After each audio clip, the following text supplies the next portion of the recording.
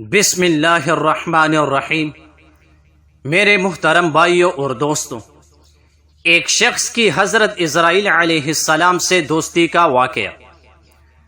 حضرت اسرائیل علیہ السلام کی ایک شخص کے ساتھ دوستی تھی۔ کہنے لگے، یار تمہارے ساتھ دوستی ہے، کبھی اس دوستی کا حق بھی ادا کرو گے؟ کہنے لگے، جیسے کہو۔ دوست جو ہوئے کہنے لگے کہ جب میرے جانے کا وقت ہو تو مجھے بتا دینا تاکہ میں اپنی تیاری کر لوں۔ کہنے لگے، بہت اچھا۔ ایک دن تشریف لائے، فرمانے لگے، چلیے۔ کہاں کدھر چلے؟ کہنے لگے، جہاں جانا ہے سب کو ادھر چلے۔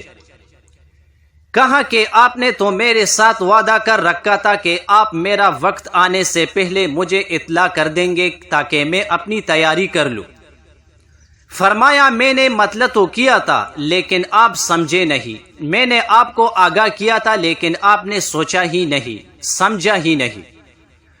کہنے لگے، کب کیا تھا؟ کہنے لگے، ایک دن میں پڑوس میں آیا تھا، ایک دن ادھر آیا تھا، ایک دن سامنے والے مکان پر آیا تھا، ایک دن پیچھے والے مکان پر آیا تھا۔ آتا رہا تھا کہ نہیں آتا رہا تھا؟ کہا کہ ہاں آتے رہے تھے۔ فرمایا، میں اسی طرح بتایا کرتا ہوں، میں جب بھی بتاتا ہوں تو اسی طرح بتاتا ہوں۔ دوسرا واقعہ، افلاطون نے موت سے بچنے کے لیے اپنی 18 مورتیاں بنائی۔ موت کا علاج بڑے بڑے سائنسدان اور فلسفی نہیں کر سکتے۔ کہتا ہے کہ افلاطون نے یہ دعویٰ کیا تھا کہ وہ موت کا علاج کر سکتا ہے۔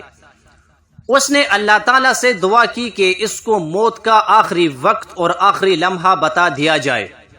اس کی دعا قبول ہو گئی اور اس نے موت سے بچنے کا علاج اس طرح ڈھونڈا کہ طے شدہ وقت پر موت سے بچنے کے لیے اپنی شکل کی 18 مورتیاں بنائی۔ ان تمام کو سلیقے سے کرسیوں پر رکھا اور ایک کرسی پر جا کر بیٹھ گیا۔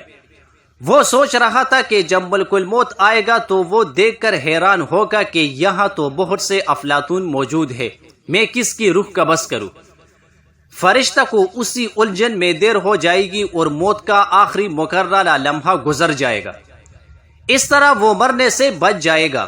چنانچہ وقت مقررہ پر جب فرشتہ آیا اور دیکھ کر بولا کہ اے افلاطون، تو نے بڑا ہی کمال کر دکھایا ہے، لیکن پھر بھی ایک فرق رہ گیا ہے۔ اس پر افلاطون بول اٹھا کہ وہ کون سا ہے؟ تو فرشتے نے کہا کہ یہی فرق ہے کہ تو ناطق یعنی بولنے والا اور دیگر ناطق نہیں ہے۔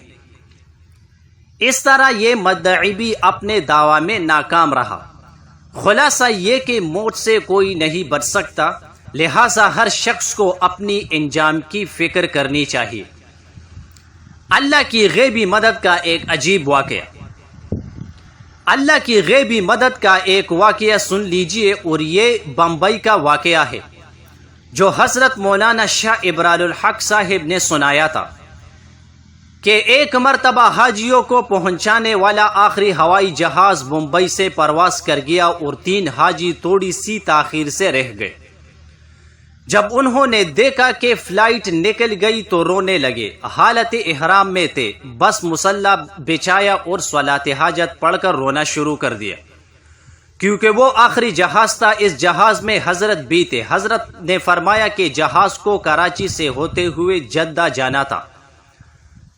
بمبئی سے کراچی 1.5 گھنٹہ کا راستہ ہے، لیکن 15 منٹ کے بعد ہی شہر کی عمارتیں نظر آنے لگی تو سب حیران رہ گئے کہ اتنی جلدی کراچی کیسے آ گئی۔ اتنے میں جہاز کے کپتان نے اعلان کیا کہ ہم دوبارہ بمبئی پہنچ رہے ہیں، کیونکہ جہاز میں کچھ فنی خرابی پیدا ہو گئی ہے۔ خیر، جیسے ہی جہاز زمین سے لگا تو ایئرپورٹ کے عملے نے رونے والوں سے کہا کہ جلدی سے جا کر اپنی اپنی سیٹ پر بیٹھ جاؤ، کیونکہ تمہارے ہی آہ و نالوں نے جہاز میں فنی خرابی پیدا کر دی اور جہاز کا رخ بدل دیا۔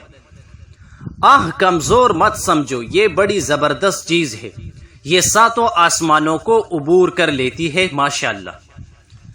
سلیمان علیہ السلام نے حیوانات کی دعوت کی۔ کشیری نے نقل کیا ہے کہ ایک مرتبہ حضرت سلیمان علیہ السلام نے اللہ سے درخواست کی کہ اگر آپ کی اجازت ہو تو میں ایک دن تمام حیوانات کی دعوت کر دوں۔ چنانچہ اللہ تعالیٰ نے درخواست منظور فرما کر اجازت مرحمت فرما دی۔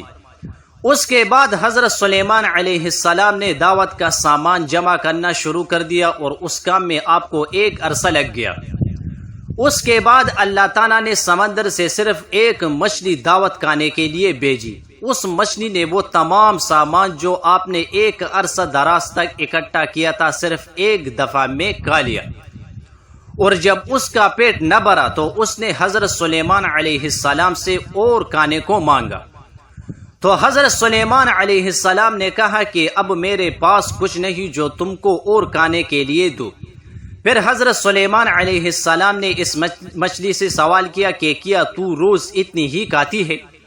تو مچھلی نے جواب دیا کہ میری روزانہ خوراک اس سے 3 گنا زیادہ ہے، لیکن آج اللہ تعالیٰ مجھے اور کچھ کھانے کو نہیں دیں گے، لہٰذا آپ کو دعوت نہیں کرنے چاہیے تھی، اور میں آپ کی ضیافت کی وجہ سے آج بھوکی رہوں گی۔